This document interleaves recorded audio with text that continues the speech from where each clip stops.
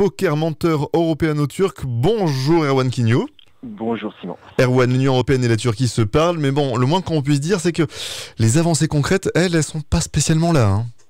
Oui, ce lundi, Jean-Claude Juncker et Donald Tusk recevaient Recep Tayyip Erdogan à Varna, la charmante station balnéaire bulgare sur la mer Noire. Et on a assisté des deux côtés à une belle séquence d'hypocrisie générale. On se demande bien à quoi joue Erdogan lorsqu'il affirme souhaiter une relance du processus d'adhésion de son pays.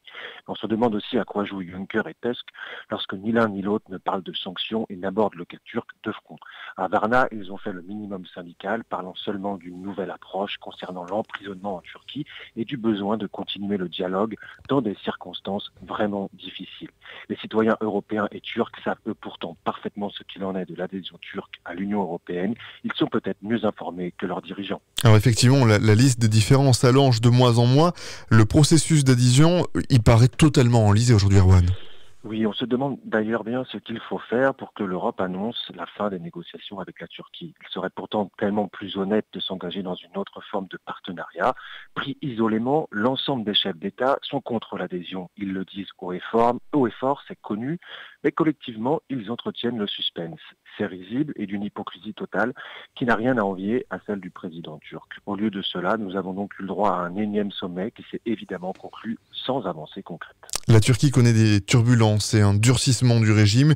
Il faut dire que la situation du pays, elle est un petit peu plus précaire. Oui, la Turquie a la Syrie pour voisin et la région est en ruine. Des centaines de milliers de morts hantent toute cette partie du monde, mais Recep Tayyip Erdogan ne joue absolument pas son rôle. Après une tentative de putsch, certes musclée, il a viré 160 000 personnes de son administration et emprisonné 55 000 autres, dont nombre de journalistes et d'écrivains, rappelait hier le journal Marianne. Les procès sont expéditifs, le président turc procède à une islamisation à marche forcée de son pays, jetant par la fenêtre un par un tout l'héritage du fondateur du pays, Mustafa Kemal Atatürk. Le clan Erdogan entretient des relations obscures avec certaines filières du djihadisme. Longtemps, il a laissé sa frontière ouverte au passage des combattants djihadistes. Les livraisons d'armes à l'État islamique sont un secret de polichinelle. C'est ce même Erdogan qui, en achetant coton et pétrole, permit à Daesh de payer ses troupes pendant de trop longues années. Enfin, et en l'absence d'agression et de tout motif valable, Erdogan n'a pas hésité à s'attaquer aux Kurdes de la région d'Afrin, donnant le sentiment d'une revanche post-mortem de l'État islamique.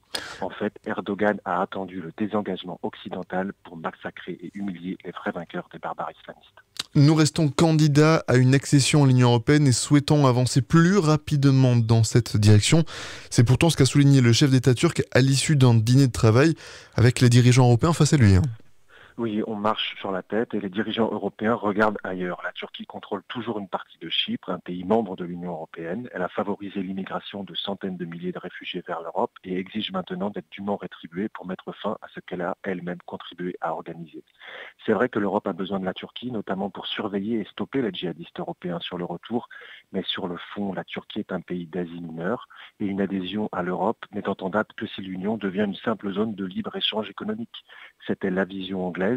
Il serait peut-être temps de le dire la vérité aux citoyens turcs qui méritent de savoir et aux Européens, plutôt que de poursuivre ce qui ressemble de plus en plus à une immense mascarade.